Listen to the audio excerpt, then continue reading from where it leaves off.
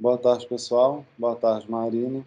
Hoje damos início à nossa sexta apresentação da série de conferências virtuais do curso de Arquitetura e Urbanismo da PUC-Minas.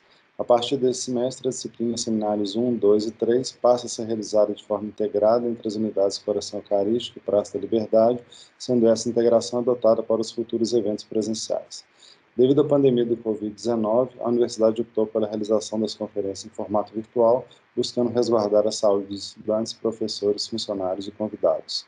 Nossa conferencista de hoje é a arquiteta Marina Borges, doutora em Arquitetura e Urbanismo pela UFMG e mestre em Engenharia de Estruturas pela mesma instituição. Possui graduação em Arquitetura e Urbanismo também pela UFMG e Engenharia Civil pela Universidade FUMEC. Trabalhou de 2005 a 2015 com a concepção e o desenvolvimento de projetos arquitetônicos residenciais, comerciais e institucionais. Desde 2013, vem se dedicando à pesquisa e à docência, além de seu trabalho como arquiteta na Prefeitura Municipal de Belo Horizonte. Seu enfoque de pesquisa está na investigação sobre os processos digitais de projeto com o uso de ferramentas emergentes, especialmente na interface entre a arquitetura e a concepção estrutural, já tendo apresentado seus trabalhos em eventos nacionais e internacionais. O tema da conferência de hoje é sobre os processos digitais. Agradeço a presença e a disponibilidade da Marina em aceitar nosso convite e passo a palavra. Boa apresentação. Muito obrigada, professor Hugo. Eu fiquei muito feliz com o convite, né? Esse já é um tema que eu venho pesquisando desde 2012 e no sentido de tentar usar o computador não só como ferramenta de representação, mas também como uma ferramenta de projeto. Bem, então, nesse sentido, o caminho, né, que eu vou tomar nessa apresentação, ele vai ser mais no sentido de pensar em como os fundamentos da disciplina da arquitetura são afetados pelo desenvolvimento de uma cultura digital, mas também ele é pragmático, né, no sentido de mostrar como se conhecer e experimentar esses processos que se baseiam nessa transformação. Bem, então, falando um pouco dessa perspectiva, né, eu achei importante a gente situar um pouco a nossa sociedade dentro de uma perspectiva de cultura digital, que a gente pode falar que existe uma transformação social e tecnológica, né, que vem desde a Revolução Industrial, que trazem uma mudança, né, um reflexo numa mudança da concepção do espaço. Então, se a gente falar um pouco do professor Antoine Picon, que fala que o digital, na verdade, é uma consolidação de um processo de mudança, cujas raízes elas são encontradas já na última década do século XIX, com o desenvolvimento de uma sociedade baseada em informação, que vem da consolidação de um pensamento iluminista. Inclusive, ele fala que o pensamento do Big Data, ele vem já nessa época, né, com os conceitos de bem-estar social, as burocracias governamentais, a estrutura de operação e a produção em massa. Bem, então a emergência dessa sociedade baseada em informação é o que consolida, na verdade, uma visão sistêmica, né, dessa organização social, que culmina na invenção do computador. Então a gente tem aqui o ENIAC, que foi o primeiro computador na década de 40, né? E a princípio ele é criado para ser uma grande calculadora, mas ele tem uma virada, né, e uma importância social quando no final da Segunda Guerra Mundial ele passa a ser uma máquina que pode gerar soluções, né? Então, como Alan Turing usou ele para expandir a capacidade humana de raciocínio. Então, a partir daí, a gente pode dizer que a gente tem as primeiras experiências com inteligência artificial. Bem, nesse sentido da cultura digital, eu trouxe aqui a imagem do Blow Up, que é um filme da década de 60, que fala um pouco sobre essa questão de como a cultura digital ela transforma a maneira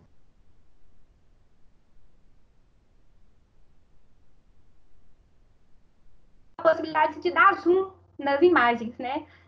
Que anteriormente o digital era impossível.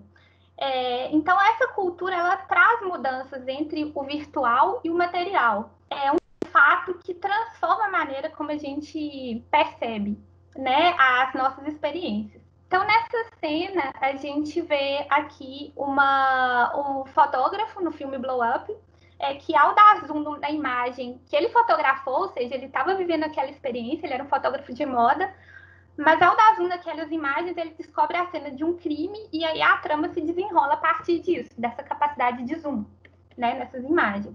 Bem, aqui essa possibilidade de zoom, né, ela também aparece nesse projeto Power of Ten, que é desenvolvido por Charles e Reimes, no final da década de 60 para a IBM. Então, ele é o antecessor do Google, né, nesse sentido. E aí, esse vídeo, ele começa com esse piquenique à beira do lago de Chicago, e a cada 10 segundos a gente vê um ponto de partida 10 vezes mais longe, assim sucessivamente, até que a gente vê a nossa própria galáxia visível apenas como um ponto de luz.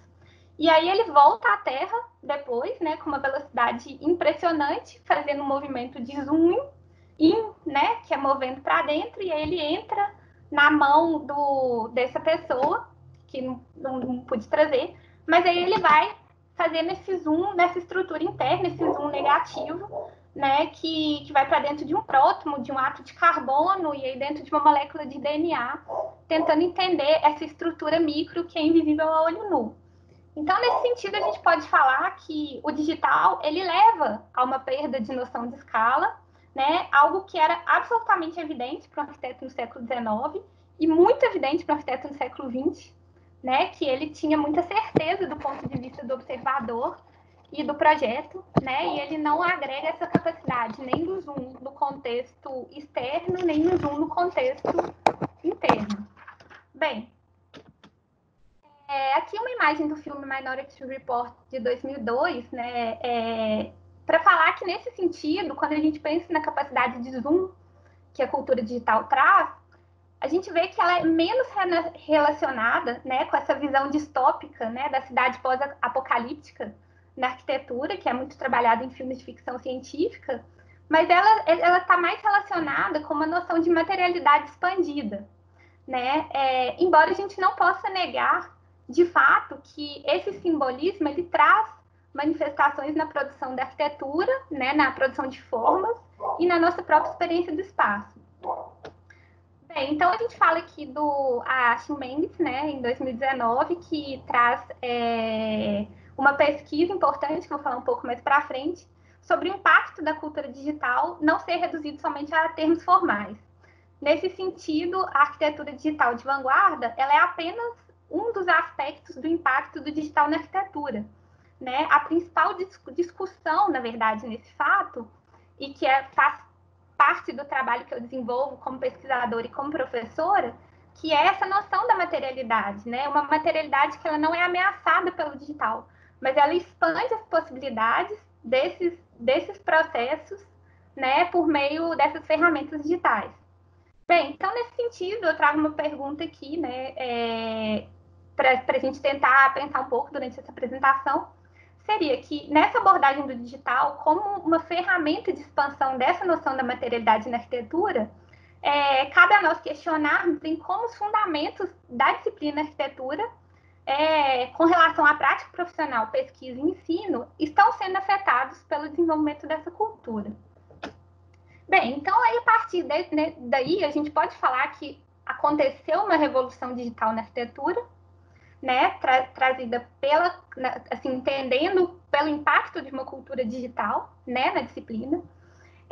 Então a gente pode falar, né, que é uma revolução, porque uma revolução ela é marcada por mudanças rápidas, mas que também tem uma consolidação de tendências de longo prazo.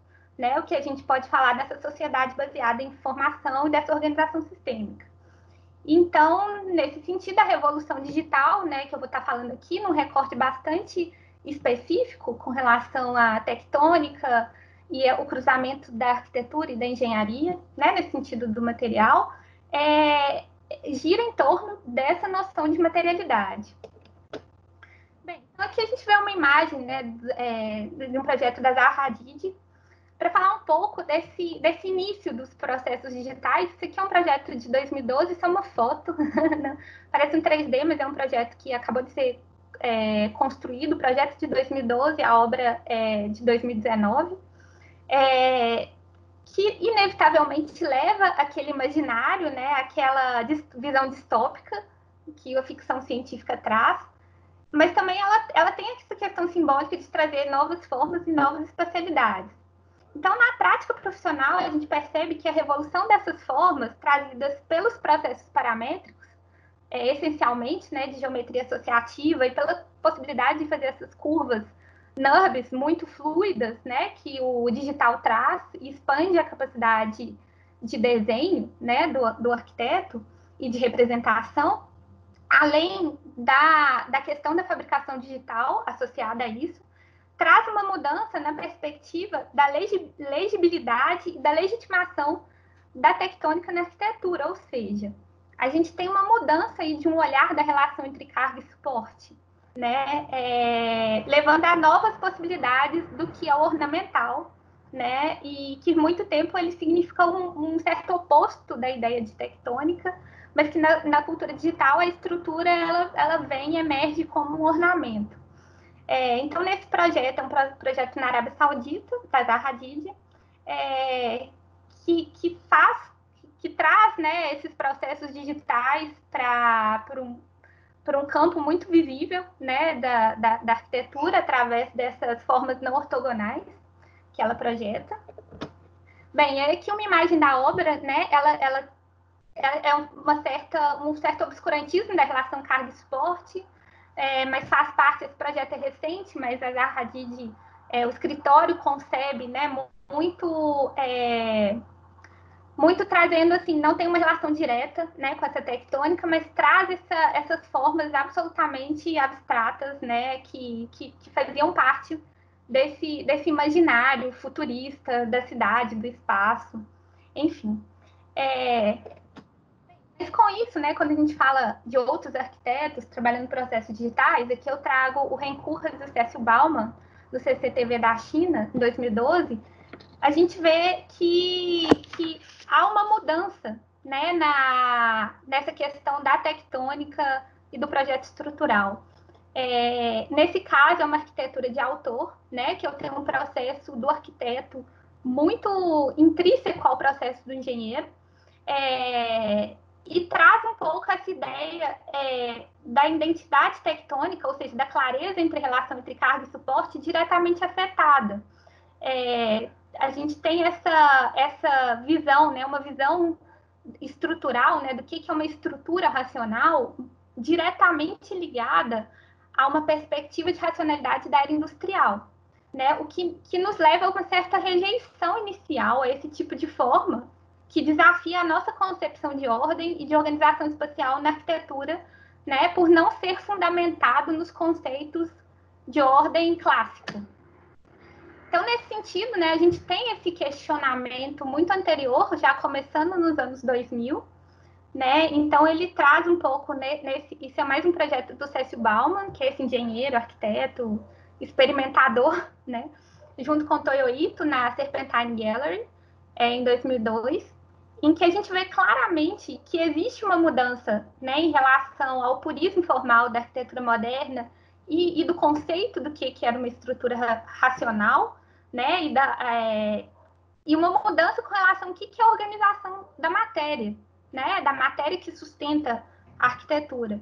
Então, a percepção da materialidade, a gente percebe que ela é uma construção de crenças e valores que acabam variando de acordo com a cultura e os meios tecnológicos existentes, né? Então, o conceito de racionalidade moderno, ele passa a ser relativizado pelos processos digitais.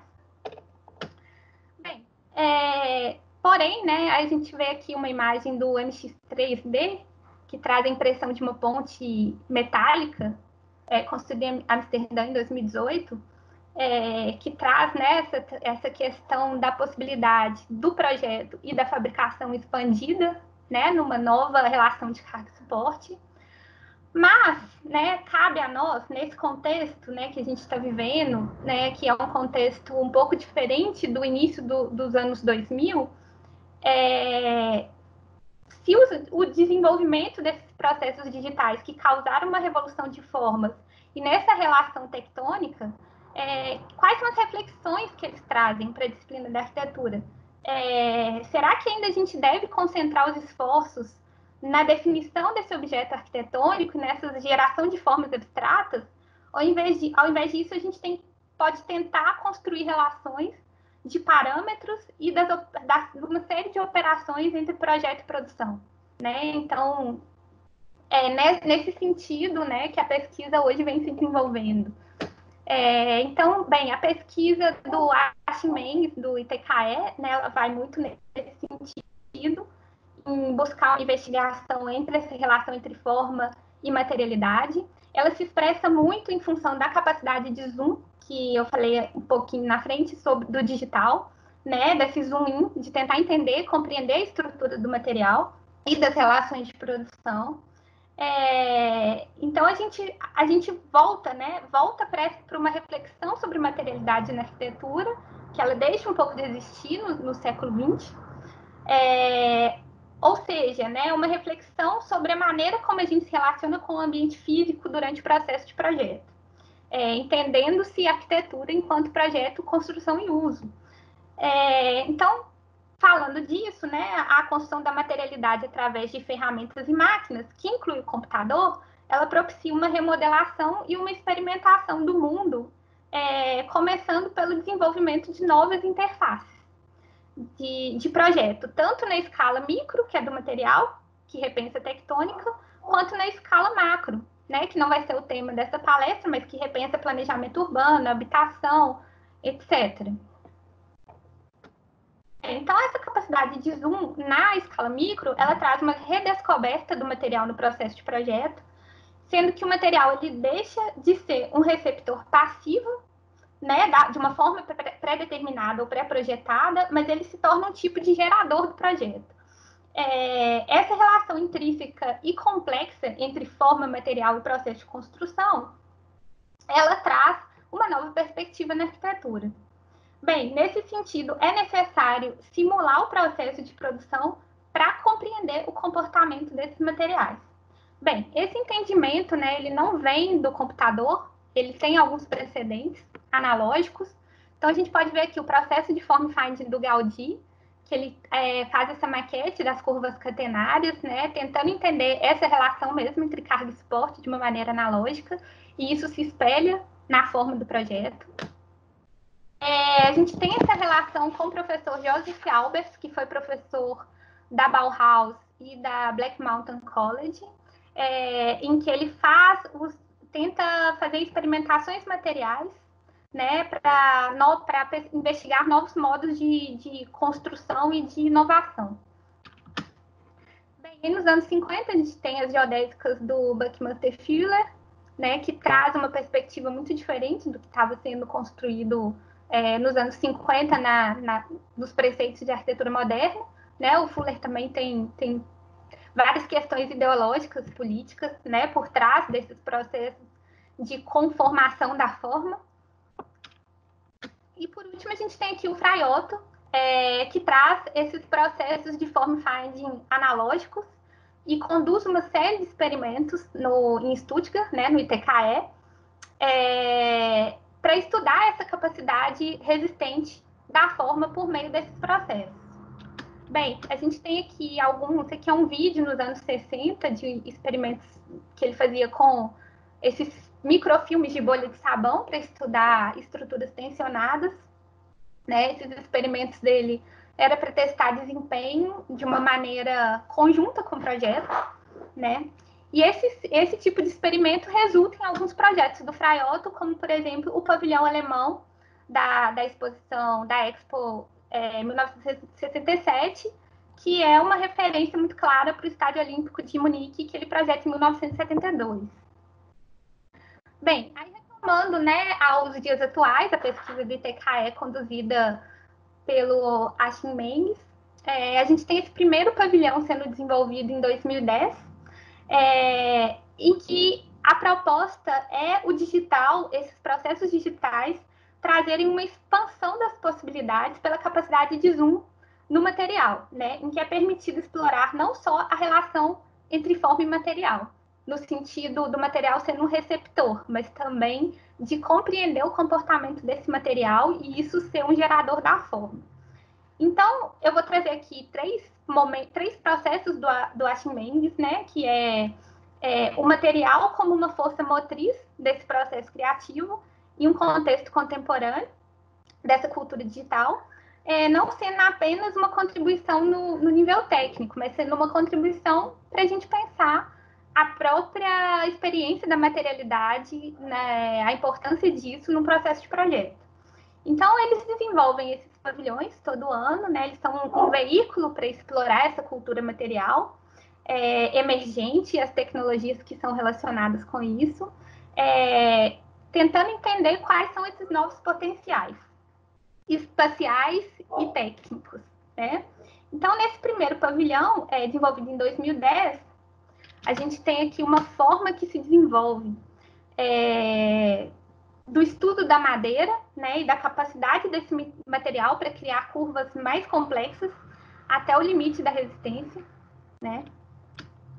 Então, dessa maneira, a gente pode falar que tem um avanço técnico aí, ele chega a conclusões importantes sobre os limites da resistência dessas lâminas de madeira, né? Ele chega que essa forma que se conforma por esse material, ela não pode ser uma forma simétrica, então ela se ajustava melhor dessa maneira assimétrica, né? E nesse sentido, esse desenvolvimento intelectual que associa a compreensão da forma, a estabilidade e o comportamento do material, também promove a emergência de um novo tipo de espacialidade, né? Então, nesse caso, a gente vê aqui a própria estrutura sendo a entrada de luz, né? E trabalhando isso tudo de uma maneira muito simbiótica. Bem, a gente também pode falar que eles têm esse momento, né, em 2013, esse pavilhão em que eles começam a investigar os sistemas materiais biológicos para identificar as capacidades performativas estruturais e, a partir daí, começa a se criar regras biomiméticas de projeto e fabricação para estruturas de alto desempenho. Então, nisso vem uma convergência, né, entre essa referência da biologia, arquitetura, estrutura e fabricação. Né? A gente pode falar que isso são referências biomiméticas muito claras, não da forma, mas do DNA, né? dessas estruturas biológicas.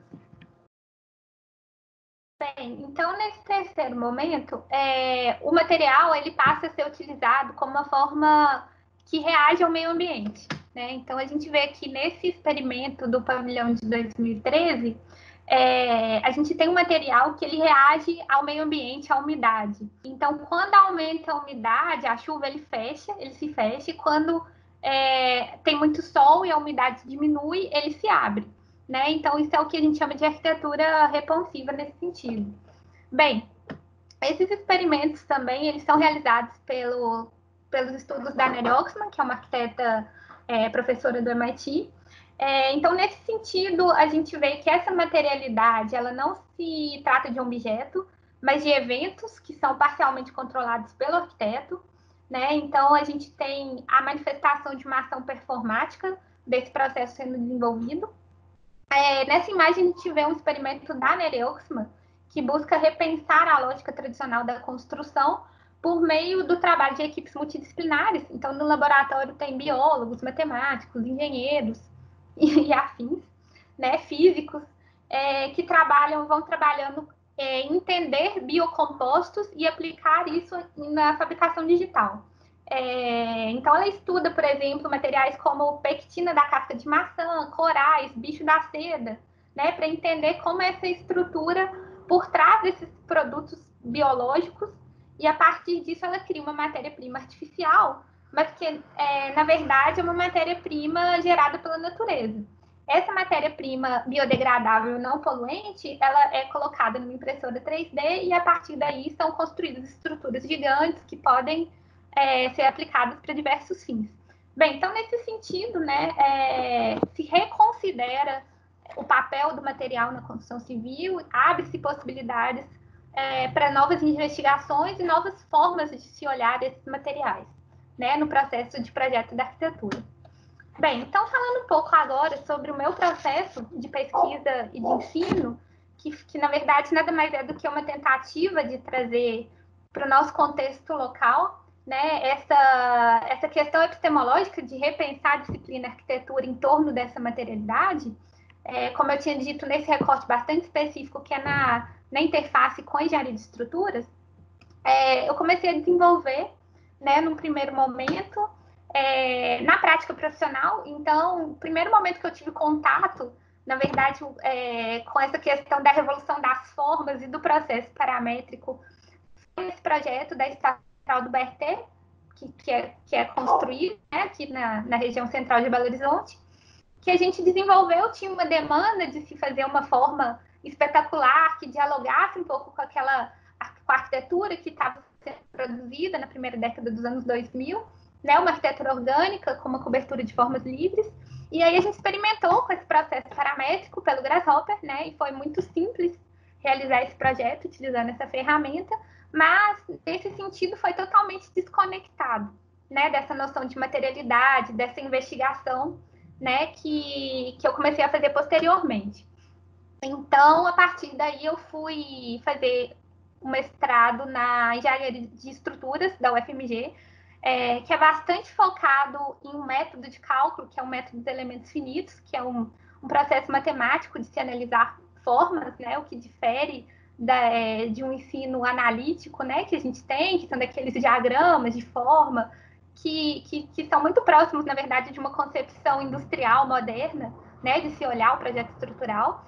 E a partir daí, dessa investigação do mestrado, né, dessa possibilidade de zoom no material, né, eu desenvolvi esse projeto da torre eólica, que era um projeto numa consultoria UFMG, Valurec, CEMIG, para o desenvolvimento de torres de 140 metros de altura, que deveria existir uma otimização do material e deveria existir design, né, porque elas interferem muito na paisagem. Principalmente na região de montanha, né? Bem, então a minha ideia foi desenvolver esse processo de form finding. Eu desenvolvi um processo em que primeiro eu tinha uma demanda muito específica de geometria para fazer essa torre eólica, né? Pela demanda do equipamento, das partes, da funcionalidade disso. No segundo momento eu analisei esse material, né? Como que seriam as tensões que gerariam nessa casca de aço, né, a partir dessa demanda, né, das forças aplicadas na torre. E dentro desse processo eu desenvolvi um processo paramétrico de fazer uma torre treliçada com os tubos, né, da Valurec. Então tinha uma conexão aí entre design, força, resistência e indústria, né, no contexto local. Bem, então esse processo, só para ilustrar um pouco, ele é um processo paramétrico, né, que é uma interface do Grasshopper. Então, ele não é projetado a partir de um desenho, né, uma forma projetada a partir de um código. Ele tem uma conexão direta, que eu estou mostrando com esses tubos, né, que são do catálogo da Valurec. E a partir disso, eu gerei uma forma que, ao invés de haver uma otimização estrutural a posteriori do projeto, o design, ele nasce dessa otimização. Bem, então depois dessa experiência, que acabou sendo uma experiência bastante bem sucedida, eu apresentei esse trabalho em muitos lugares, inclusive em 2018 eu estive no MIT apresentando isso num congresso que trata dessa interface mesmo de arquitetura e estrutura. Então, nesse sentido, em 2015 eu entrei no doutorado e comecei essa investigação em ensino e pesquisa, né, dessas possibilidades que que esses processos poderiam trazer, dessa forma de lidar com essa materialidade, né, como isso poderia ressignificar o espaço, né, como que isso poderia contribuir para um projeto de processo de projeto. Então, eu realizei alguns experimentos com ensino, né, como uma forma de fazer essa investigação. Bem, então, anteriormente a esse processo que eu vou mostrar para vocês, que é sobre otimização topológica e open building, né, em que eu tentei tratar essa relação da otimização topológica com a produção de espaço, eu fiz um outro experimento que os alunos desenvolviam no SketchUp e utilizava o software SAP para poder validar as estruturas, mas esse experimento ele acabou não se conformando, né, como um procedimento de arquitetura. Então, eu considero que a partir dessa experiência em 2017, eu consegui conciliar melhor essas duas relações. Bem, então, nesse processo, né, eu trabalhei esse conceito, que é métodos elementos finitos. Então, aqui onde vocês veem as manchas vermelhas, né, são as tensões principais, e a partir do momento que vai chegando até o azul, vão sendo tensões secundárias e tensões praticamente nulas, em que é permitido retirar material. Bem, então nisso a gente vê essa escultura, né, em que ela é uma analogia muito direta a essa relação, né, da onde eu realmente preciso de um material estrutural e onde que ele pode ser retirado. Bem, então nesse sentido eu trabalhei com os meninos, eles fizeram a análise de uma casca, né, por um programa de elementos finitos, e eles conseguiam identificar as tensões principais acontecendo nesse prédio. E nesse projeto que eu estou mostrando para vocês, ele traz essa questão que o aluno ele consegue tirar todos os pilares do interior do prédio e concentrar essas tensões na fachada, nessa forma de diagride, né? E aí o grande desafio, no caso, foi saber quais seriam as seções transversais que dariam conta, né, de transferir toda essa carga para essa estrutura da fachada. O que é muito bom numa concepção de open building, né, porque a gente tem essa coisa do suporte do recheio, então ele dá uma flexibilidade muito maior para se pensar essa distribuição do recheio pelos próprios moradores, né? Bem, uma segunda experiência ela foi realizada na PUC, no Coração Eucarístico, que foi para testar, né, um processo de form find muito simples, em que a gente tentou ensinar para os alunos, né, como que é aquele processo do Gaudí, né, de conformar a catenária. Ele tem esse desenvolvimento por meio de software paramétrico e do plugin Kangaroo. Então, esse processo ele inicia os alunos fazendo um protótipo físico, né, tentando entender como que isso se dá numa prática material, isso anteriormente ao software. Depois os alunos voltam para o software, né? Então a gente tentou entender qual seria, por exemplo, a carga dos balões de empuxo que fariam com que essa forma se transformasse numa catenária. Então, a partir daí, né, de quantificar o material, de entender qual que seria a quantidade de balões necessárias, esse projeto é feito em conjunto, né, numa tentativa de fazer uma espécie de uma cobertura super leve, sustentada por balões.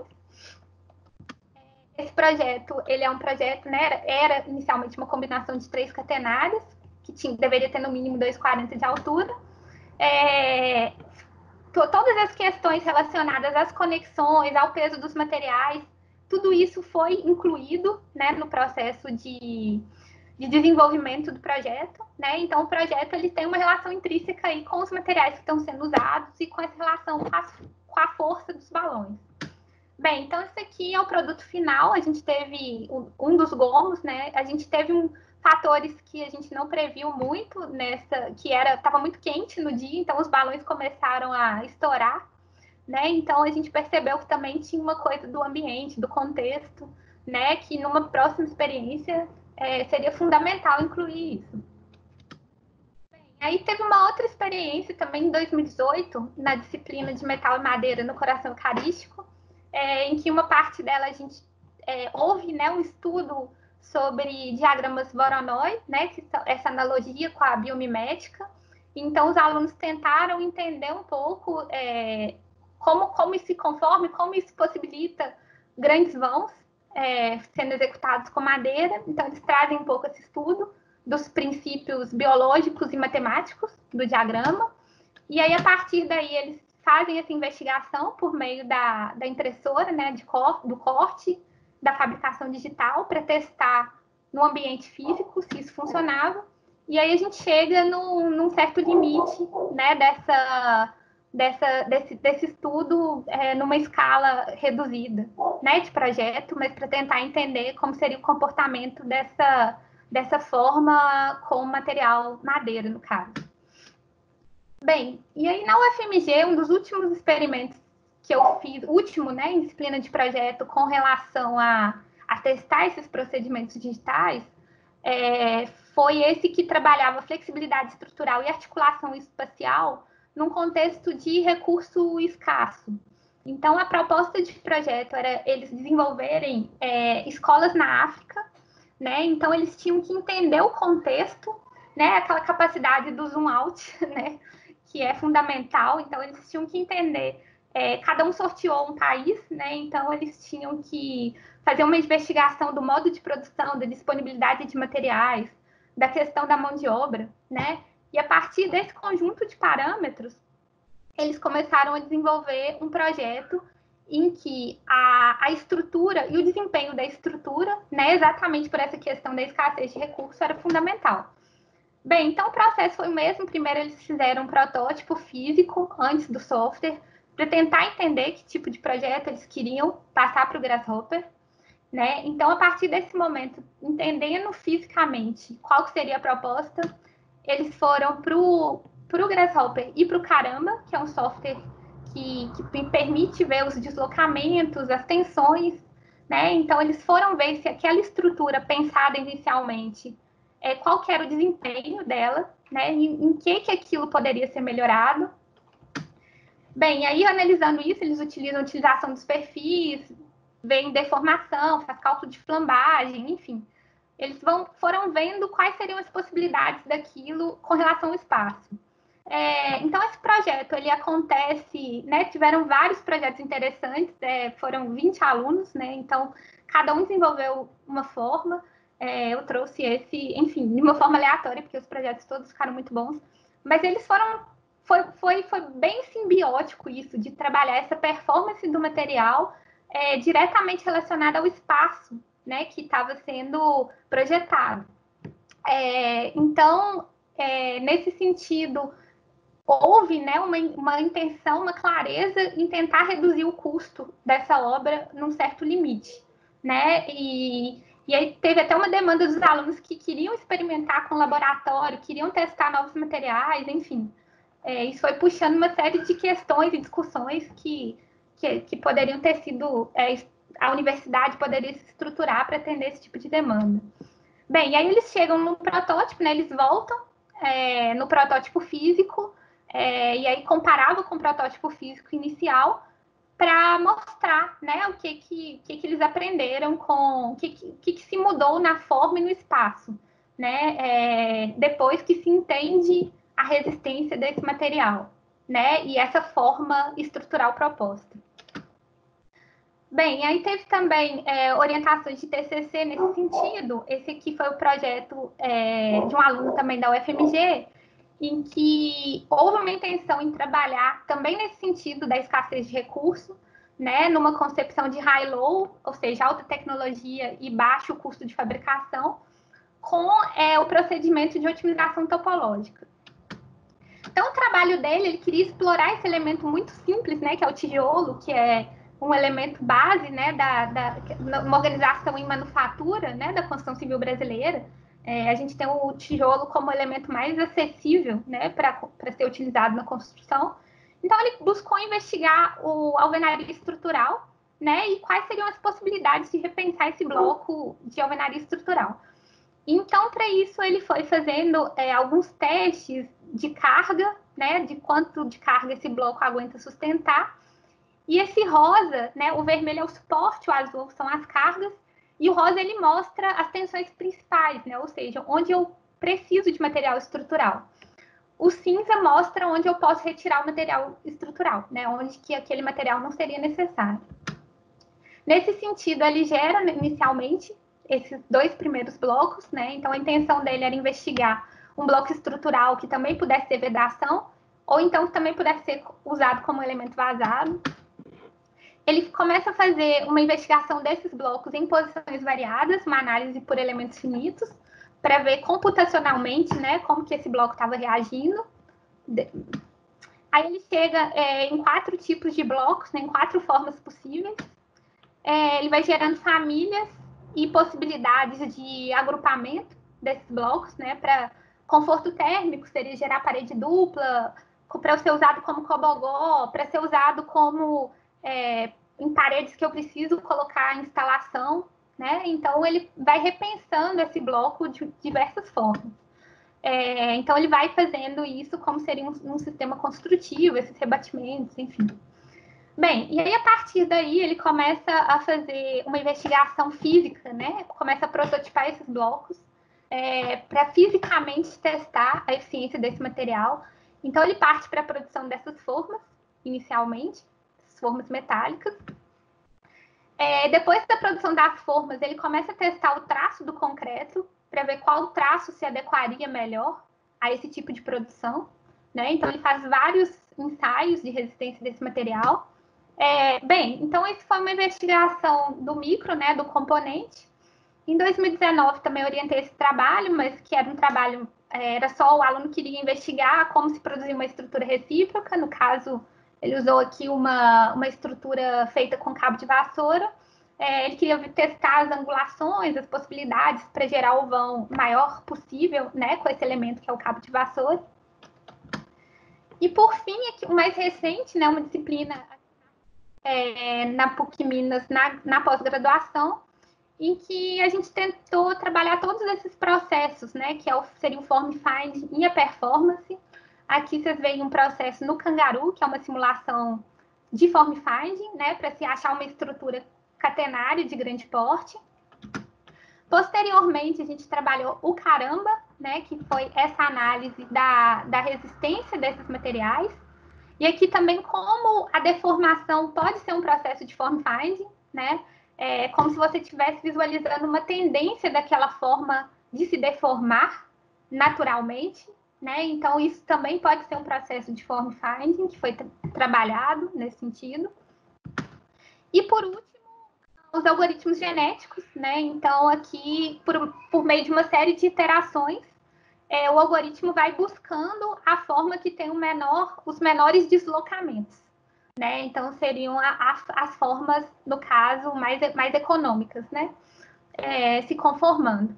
Bem, então, por meio desses 3 processos, que foi o form finding, a análise do desempenho, da deformação, e aqui uma otimização, né, no sentido genético de deslocamento, eles realizaram o projeto de uma cobertura, né, testando essa associação de processos.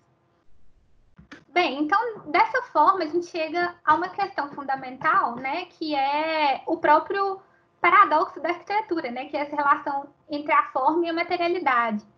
E, nesse sentido, como que essa forma na cultura digital, não falando de uma forma que é uma forma fetiche, né, muito usada no início do século XXI, que se torna quase uma imagem da moda, que é o que o Frampton fala, né, que é o atectônico, é a forma desprovida da tectônica, né, a forma da Zaha Hadid, por exemplo. Como que esse processo ele amplia, na verdade, a escolha, né, e representa um ponto de convergência dos instrumentos e das informações incorporadas nesse processo. Então, ele traz um fluxo de informações agregados, né, que o arquiteto decide quando congelar aquilo,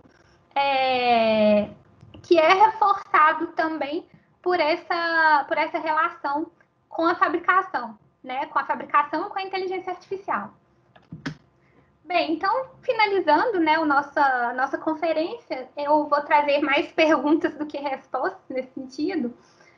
A gente percebe que o computador, ele, na verdade, ele é uma expressão de uma mudança cultural mais ampla e que essa mudança, ela tem a ver com uma mudança, com uma exploração de uma nova materialidade, que não acontece só na arquitetura, né, mas, na verdade, de uma sociedade que se baseia em processos, o que faz com que surja um novo indivíduo, uma nova percepção de espaço, né, que difere muito da visão desenvolvida no século XX, né, pelo movimento moderno. Então, a gente percebe que essa capacidade de zoom que é trazida pelo digital, ela traz menos certezas, né, do que o homem moderno que tinha na perspectiva do Brunelleschi, muita certeza daquele ponto de vista do observador, num sentido metafórico também, né?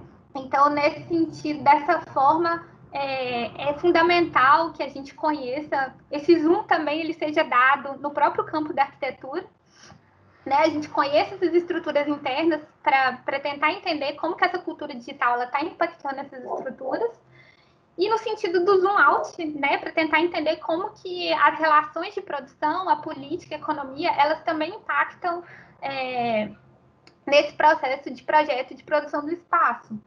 Então, a partir daí, né, eu considero que seja fundamental a gente olhar em direção à estrutura setorial da construção civil, né, e em como a arquitetura, né, e esses processos digitais, eles podem ir além de uma instrumentalização, né, que só procura uma forma inédita, uma inovação, né, formal, não negando que isso é importante, né, mas como que isso pode avançar no sentido de promover, de repente, participação, né, processos mais abertos, mais participativos, que pode haver uma democratização na produção desses projetos e na própria produção do espaço. Bem, então seria isso, né? Essa reflexão que eu queria trazer. Nesse sentido, eu encerro a conferência, encerro, né, essa breve apresentação sobre processos digitais. Gostaria de agradecer muito essa oportunidade.